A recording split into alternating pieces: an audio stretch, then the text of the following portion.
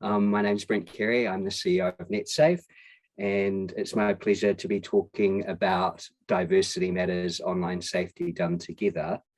Net Safety Week 2022 is the second week of its kind, and with a theme of diversity, it's topical for us to be talking about the issues that matter to our rainbow community. And obviously, we've got some sobering statistics from our last survey in this area in relation to what the rise in harmful content is being experienced by our rainbow community. And worryingly, 68% of non-heterosexual participants in our survey post the lockdown said that they'd received some unwanted digital communication. And so it's my pleasure to welcome Mark Fisher from Body Positive. He's the executive director and highly regarded, capable leader with significant experience internationally in the HIV sector. Before moving to New Zealand in 2013, Mark was a director at the Ontario HIV Treatment Network in Toronto for 8 years. And prior to that, he spent 10 years in a public health lab. He uses his skills in tech and passion for the HIV community, and he's about making a positive change, and being grounded in the not-for-profit sector means he's well-versed in juggling budgets, managing competing priorities, and obviously getting his message out there. So I know the community really values your work, Mark, and over to you. Thank you. Thanks, Brent. Kira, thanks for having me. As Brent mentioned, my background is mainly HIV, so that'll kind of slant a lot of the stuff that I'm talking about today, but a lot of it's rooted in stigma and discrimination, which is applicable to everybody. There's lots of layers to that. I'm talking about misinformation and homophobia. And a lot of that's rooted in stigma and discrimination. So the root of stigma is negative attitudes, which is based on perceived judgment around a behavior or a lifestyle. So whether that's about being a sex worker, a drug user, or being gay, about ethnicities, about sexual identity, all those things can create stigma. So that's the feeling that people experience. Discrimination is when somebody acts on that feeling. So it's refusing to offer services, treating people differently based on that perceived stigma. So treating people differently based on, or avoiding or not employing them, or isolating people based on their sexual behavior or gender, or any of those kinds of things. That's where the discrimination comes in. So that'll be a theme, and it's an onion essentially, in that there's layers of stigma and discrimination that people experience. Homophobia is one of those layers. So this is an ad which could be from today, but it's actually from the 80s. So this is where Britain was threatened by a gay virus or plague. So the media that you're seeing today is around monkeypox, where that's being directed towards gay men. This is a narrative that happened around HIV back in the 80s. So the same kind of narrative where it's a gay virus or plague. You know, viruses don't discriminate, people do. So this is what happened in the 80s. And this kind of dictated where responses and behaviors went, and where a lot of that ongoing stigma discrimination still happens today around HIV, where it's seen as a gay disease. So we don't want that same narrative to happen with monkeypox or with any other kind of condition, because it's not attributed to a behavior, it's a virus. It's transmitted through certain activities, essentially. So what's happened today is that people are being really cognizant of this and the language that they're using, and they're saying monkeypox is not a gay disease. It's happening in those sectors and those social networks, but it's not a gay disease. We don't want to go back into that whole stigma and shaming thing and homophobia piece around monkeypox being gay and only being distributed through those 6 channels, because the conversation, so the UN has come out and said that we don't want to go into that homophobic and racist slant. The reason this is important is because this is all over the media, and that's where the public gets their opinion and it formulates their attitudes towards people. So if we say that something is a gay thing, the stigma goes towards that. And that's what we saw in HIV, is that services were denied. Originally, HIV was called GRID, which is gay-related immunodeficiency disorder. So it was very much targeted towards gay men. It was seen as an act of God. It was seen as people deserved it because of what they were doing. They deserved to get HIV because it was, HIV, being gay was criminalized. And so that's the issue. And we had that same risk happening with monkeypox. We also had it with COVID, where it was potentially seen as being an Asian thing, or being, because it came from the labs of Wuhan, it was an Asian issue. And lots of stigma and racism and discrimination happened from that language. And so this is where we need to be really careful about this, and we need to be informed and not look at the fake news or the misinformation that's put out there, and actually react to that and call it out for what it is. So in this case, monkeypox is not a gay disease. So here's another one, which is saying gay gatherings in Spain being blamed for monkeypox outbreak, with a shot of lots of gay guys in a pool, right? Very stigmatizing the way it's presented. That kind of thing is actually what causes that kind of homophobia to come around, right? Because that blame very much goes to gay guys having fun at a party at Pride in Spain, spreading monkeypox, and they're the reason that this is happening. So there was a call, because Pride was happening in June in North America, so there was a call, should those things be banned? And that kind of went over social media. It was like, should we ban Pride events because they're going to spread monkeypox? So again, pushing that stigma that this is a gay thing. And so that's where that hate comes from, in terms of what people are actually experiencing. And so people have come back and said, actually, we need to be really cognizant that we don't want to create stigmatization around this. Let's see if I see a chat thing. Just give me a second. So in reality, while monkeypox is affecting queer men, it has nothing to do with being queer. That doesn't make you more predisposed to getting it.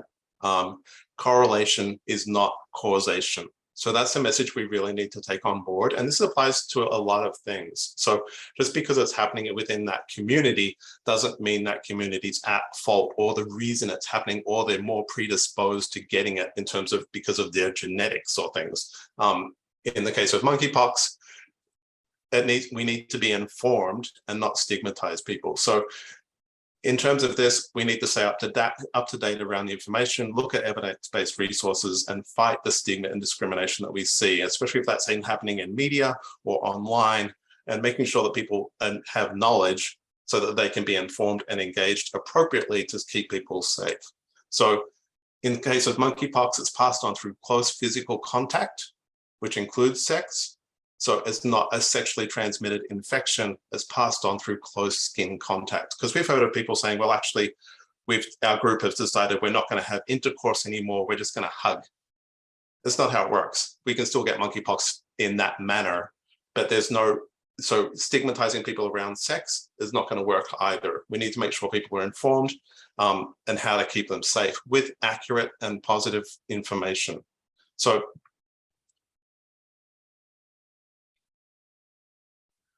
in terms of knowing how to manage that, is to be able to identify what the symptoms are. So fevers, headaches, swollen, painful glands, muscle aches, exhaustion. It's pretty common for most things. And it actually gets really confused with the other STIs that are going around. The reality is in New Zealand, because we're starting to see some of this information popping up in the media here, as around, we need to be prepared, monkeypox is coming, we're at risk, we need to get things in place. The WHO just declared a global emergency, talk about public health of interest. What we need to do is be cognizant of actually what the real risk is. There's been 2 cases of monkeypox identified in New Zealand. People came in from overseas, gay guys, were identified with monkeypox, have been put in isolation for 3 weeks. There is no local transmission of monkeypox at this point in time.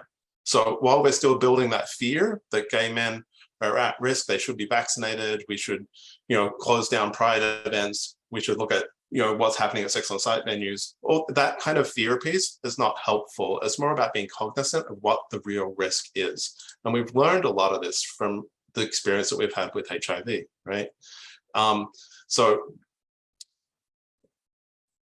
if you're hooking up, the big thing is that you need to be able to let your partners know that you may have been exposed. So if you get diagnosed with something, whether that's syphilis, gonorrhea, chlamydia, HIV, monkeypox, you need to be able to tell your sexual partners they may have been put at risk and they need to go and get tested. So that's about normalizing things, normalizing language, taking away that stigma and the discrimination piece that comes with it. Because what happens is the language can then define that whole creating the other space where you're now diagnosed with something, whether that's HIV or syphilis or monkeypox. So therefore you're a bad person and you're a bad gay person because you've done that. So, and that kind of puts that whole judgment piece that we saw originally with HIV, with GRID, where it's an act of God and you deserve to get this. And that's really problematic because it becomes embedded in our society and culture around that kind of model. So when vaccines become available, they're fairly readily spread overseas. We haven't got vaccines in New Zealand. When they do become available, we need to make sure that they aren't stigmatized in terms of all gay people should get vaccinated for monkeypox, because not all gay people are going to be at risk. And that just creates that whole stigma. So don't be a jerk when we're talking about this kind of thing. No one likes to find out that they've got an STI of any sort. And you want people to be able to be confident to disclose that they've got it and to tell their contacts and to engage in care, because otherwise what will happen is people won't get tested. So being gay is okay, having sex is okay. You need to call out these whole gay virus and kind of narratives that if you see them, especially if they're happening in media or if you're seeing them online, that people deserve to get it because they're gay and because of what they're doing. Nobody deserves to get a virus, and a virus doesn't discriminate, only people discriminate. So we've been through this before. The important thing is that we can still pursue pleasure, we can pursue joy and intimacy. We need to be confident about our sexual health and be engaged in our sexual health going forward. This is our learnings that we've had before. Unfortunately, some of the other stuff we've learned from HIV is that while the general community can be stigmatizing and discriminatory towards us as gay people can be discriminatory towards ourselves. And you've heard that conversation we just had in the previous session around stigma around race. Some of that happens around HIV status as well. So I'm going to try and share a video here. Give me 2 seconds. This will be the challenging part. You share.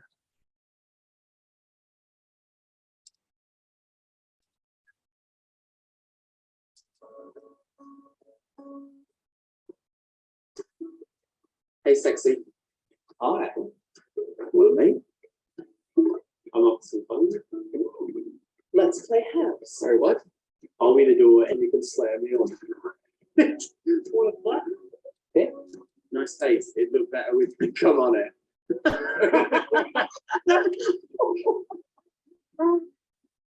Are you clean? Oh my gosh. I'm buzzed but undetectable. Nah, I'm out. Can't listen. Why? Are you? Fuck no, I'm afraid.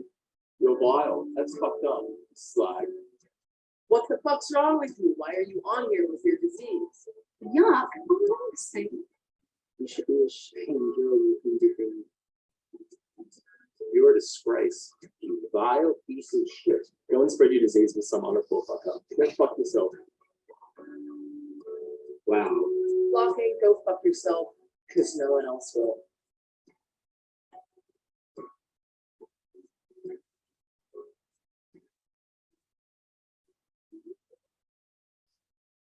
Wow, that's fucking. I felt like a shit when you was saying that. You had a real good cute. That's horrible. It was hard to say that. Yeah. Sugar. Yeah. It's hatred. It's just a hate conversation. But that, there needs to be more education. I here to start the conversation. Start the conversation. Start the conversation. I'm here to start the conversation. Start. Let's take a look.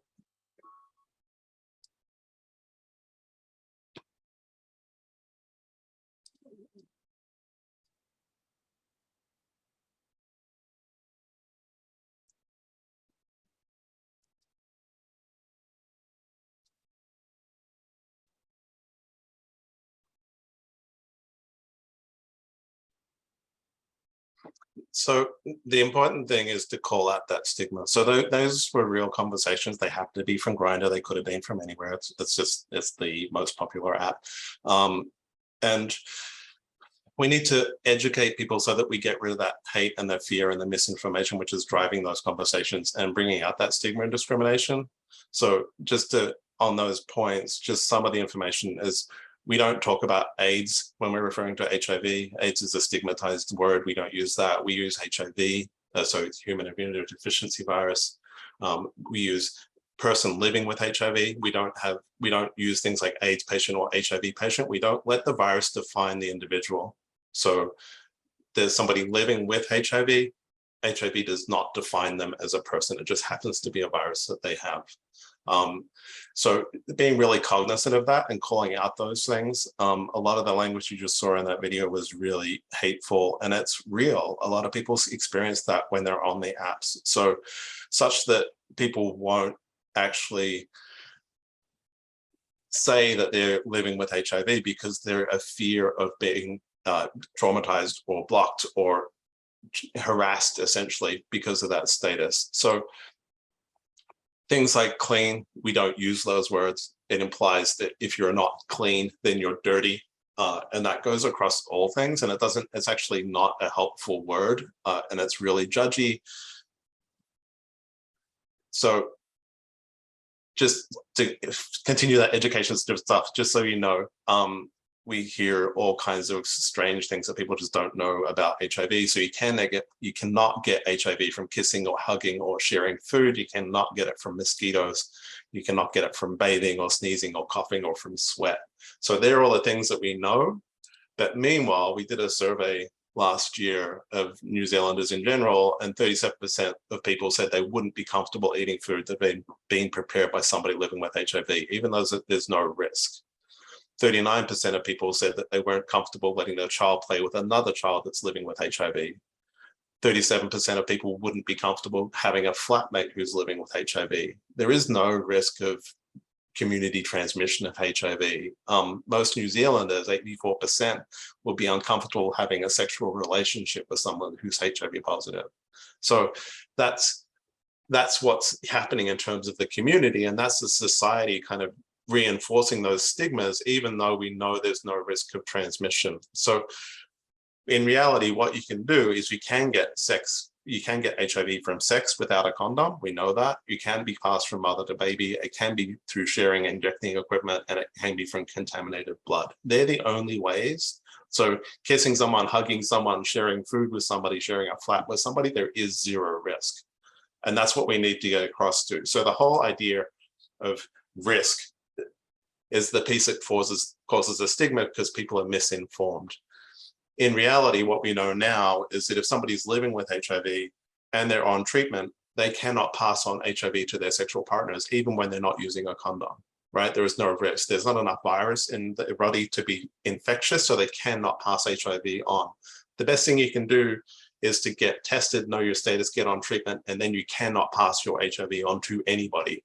The greatest risk comes from people who haven't engaged in testing and are living with HIV with a high viral load, not on treatment, and therefore they could pass it on to people because they're infectious.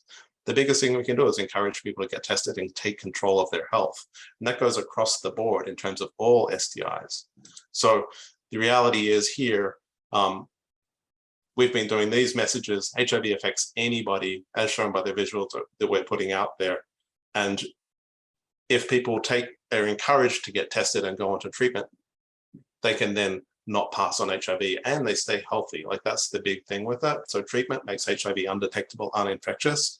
So those messages you saw in that Grindr piece where people are saying, no, why would you be here if you're living with that disease? reality is, if I know I'm living with HIV and I'm on treatment, I'm the safest person you can have sex with in terms of HIV because I cannot pass it on and I'm taking control.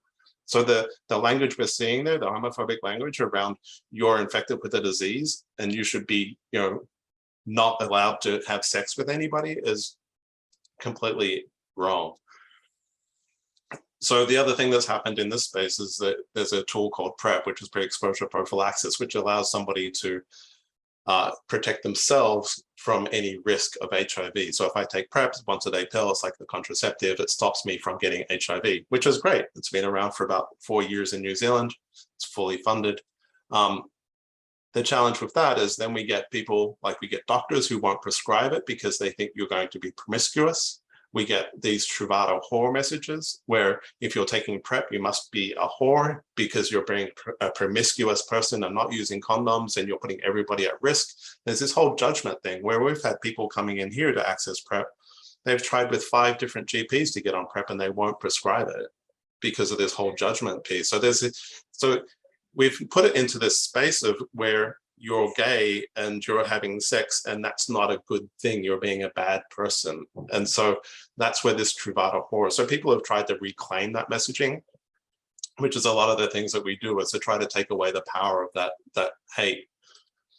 And so, testing is the big thing that you can do. You can use condoms, you can use PrEP, you can use, there's different ways you can prevent things. I won't focus on that, but the reality is with STIs is that by 1 in 2 sexually active young people will have an STD by 25. And we have this whole stigma around it, around syphilis, gonorrhea, chlamydia, HIV, monkeypox, is that if you get an STI, you've done something wrong and you're bad, which is the wrong way that we should be doing this messaging. So the messaging is, if you're sexually active, you should be aware that you might pick up a virus and you should get yourself tested and treated and be responsible around your sexual health. Like, that's the way the language should be moved. We don't move that way. We move to it's a judgment from God and you deserve to get it because you're a bad person, which is the wrong way of doing these things. And we need to call it out and we need to make this more normalized. So back to the whole stigma and discrimination piece, it's where we assume that because of somebody's lifestyle, they're different or other, and we can shame them because they're a drug user, because they're gay, because they're a sex worker. So when we act on that, that's where it becomes a problem. So you'll see that through the media pieces that I've shown there. You'll see that through the Grindr conversations, the people where they're blocked because of their status or because they said something on their profile. But then what happens is that it goes into the policy level as well. So it happens at the society level, it happens at an individual level, but it also happens at a structural and policy level. So this is a study that's happening at the moment in New Zealand where we're looking at sex and the prevention of transmission study. So gay guys were banned from donating blood. So this happened back in the 90s. It's still current today. So up until I think last year, you couldn't donate blood if you'd had sex with another man in the past 12 months, even if that was with a condom, because the assumption is that you would have HIV, right? So basically we're doing a blanket population level stigma piece, which says all gay men are at risk of HIV and therefore they cannot donate blood. So in reality, globally, over 50% of the people living with HIV are women. But that doesn't fall into this equation. So what we do is we stigmatize gay men specifically by saying they cannot donate blood. So other jurisdictions like the UK has just moved to a model where they don't even ask your gender anymore about when you're donating blood. They ask what you have been doing recently, which may have put you at risk of HIV. So because if I'm having lots of casual sex partners, I may be at risk, whether I'm a woman, trans, non-binary, whoever, depending on my activity, that's the piece that puts me at risk, not the fact that I'm a gay man putting me at risk, because I may be in a monogamous relationship. I may be there's all these other things that need to come into that equation. But what we do is we stick at the gay, you're gay, so therefore you are HIV positive and at risk and cannot participate. And what happens then is that you get these kinds of laws where 69 countries still criminalize consensual same-sexual relations. So this is still happening. Luckily in New Zealand, we had homosexual law reform in '86, which was passed. So that's when it became okay to have sex with a partner of your choice in your own home. In other countries, that's still not the case. So we need to remove these kinds of laws and empower people. This law, which is at least 20 countries worldwide impose travel restrictions on some form against people living with HIV. Up until last year, you couldn't come to New Zealand for more than 12 months if you were living with HIV.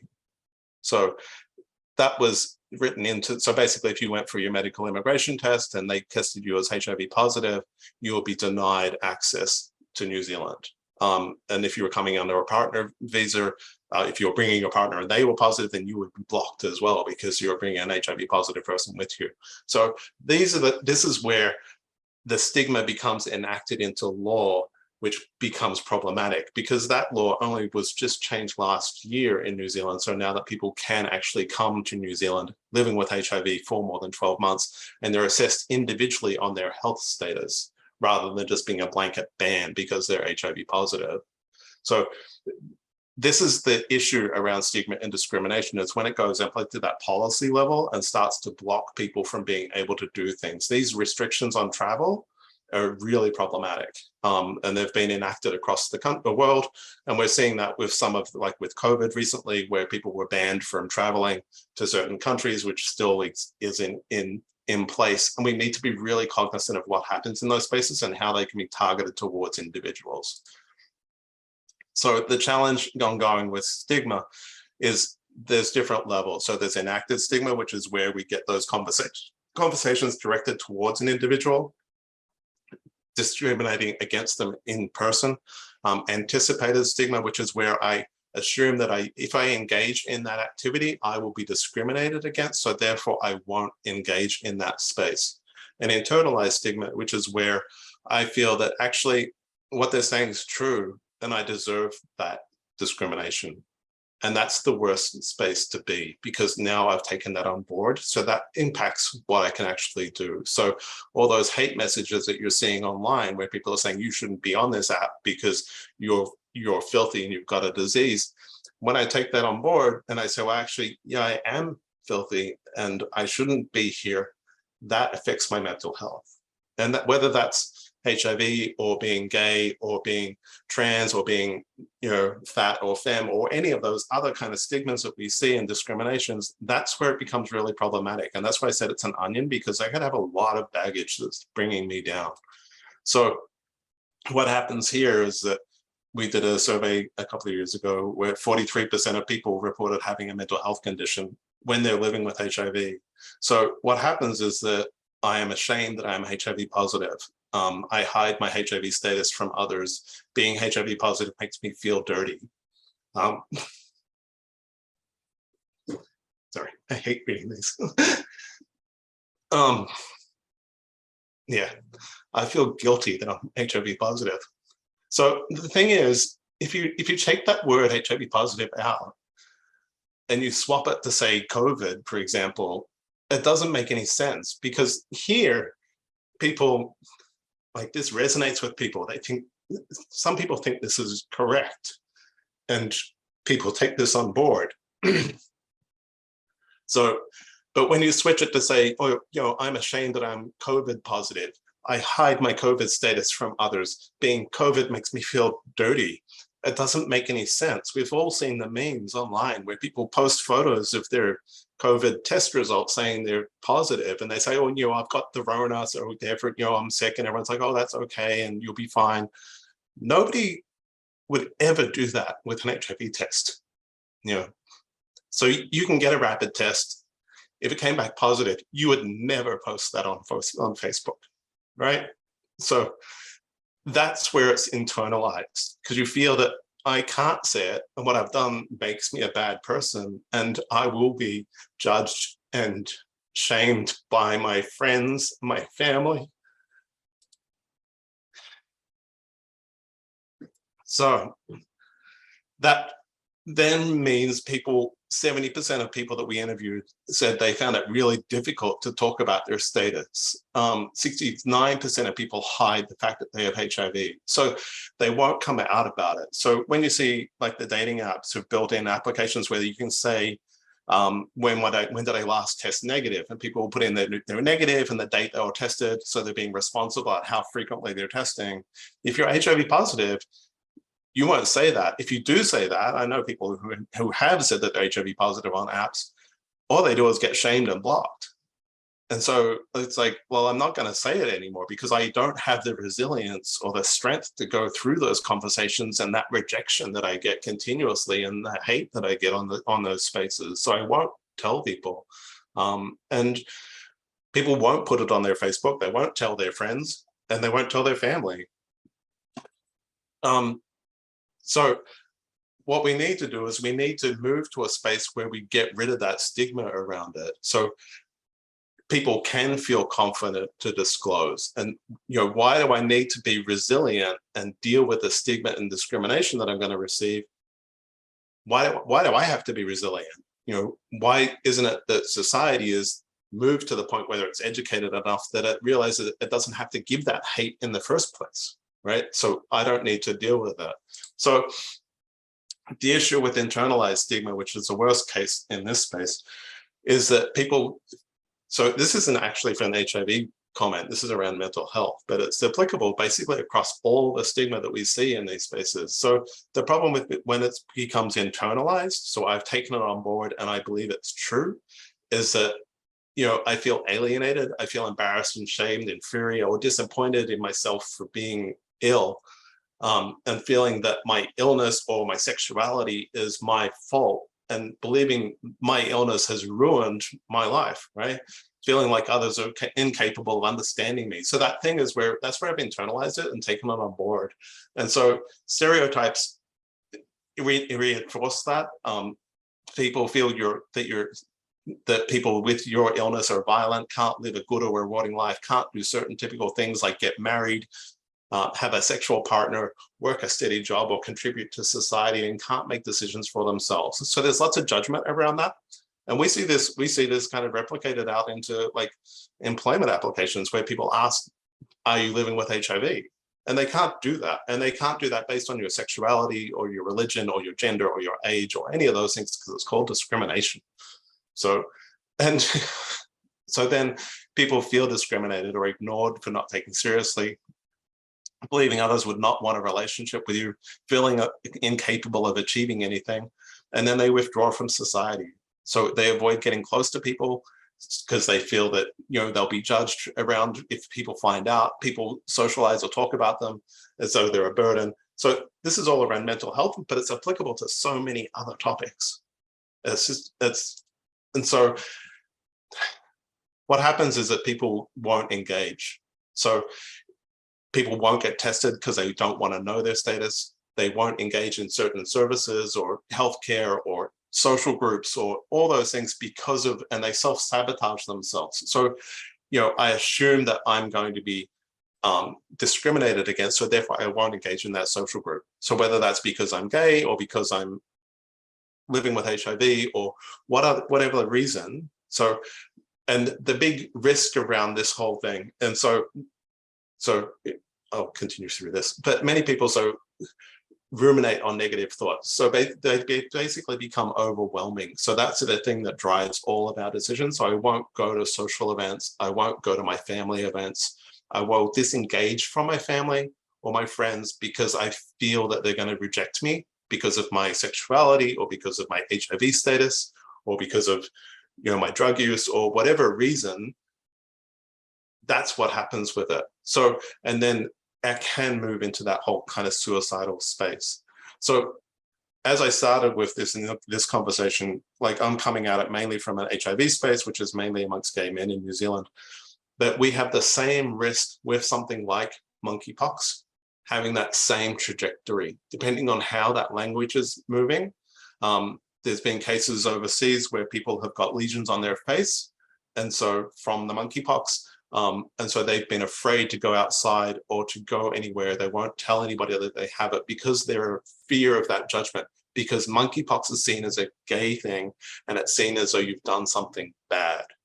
So we need to change that language severely back into the space where with COVID, if you get COVID, you haven't done anything bad, you've just picked up a virus, okay?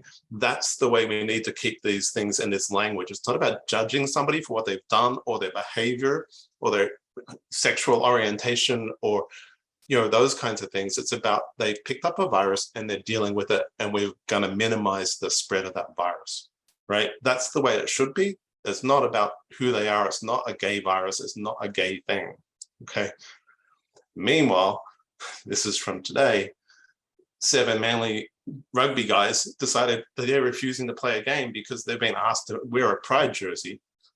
And it's just, so the idea that, that's harming them as a person because they have to wear a jersey with some rainbow colors on it. That's why people won't come out in the rugby league as gay. Having people come out in sports as being gay is really difficult, let alone somebody admitting that they're living with HIV and playing sport would just be off the charts because of the stigma and discrimination that would happen around that space. So this is where we need to change these conversations, make sure that people actually understand what the real truth is and get away from this misinformation. When we posted those undetectable ads over Facebook, we got so much hate from people around that people deserved it, they didn't believe it. We have people living with HIV who don't believe that if they're undetectable, they can't pass it on because that's how they've been told and that's what society has told them to believe. So being able to change that language and get rid of that whole misinformation around this stuff is what we need to do in terms of these conversations. So that's me. Sorry if I was a little bit ranty. I'll stop sharing.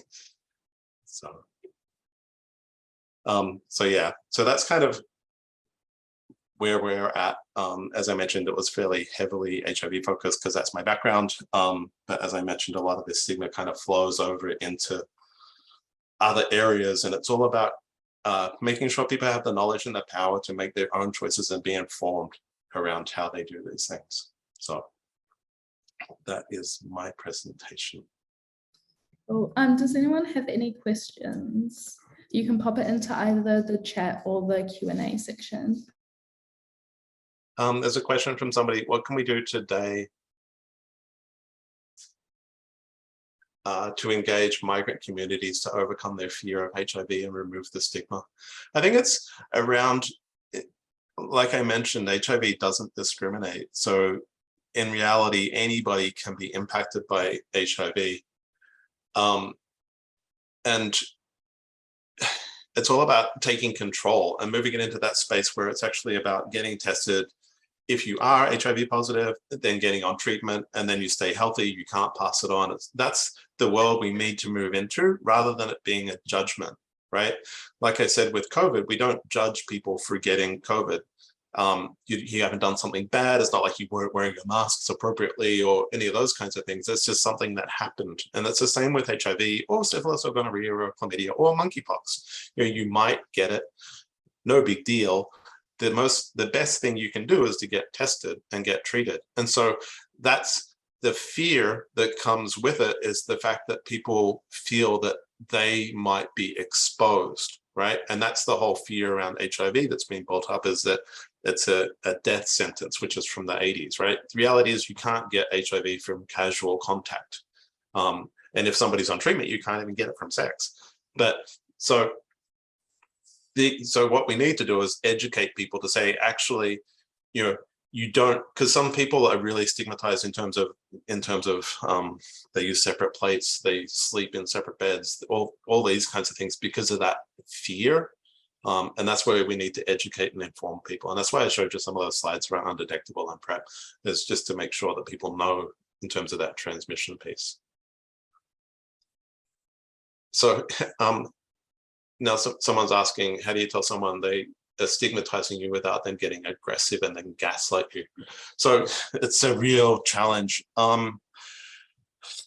It's around having conversations. You don't need to make it. The challenge is how to how do you bring it up in conversation and make it kind of generic and not bring it about you? So like I have these posters everywhere, which is, you know, my mum is living with HIV, I'm not, because she can't pass it on.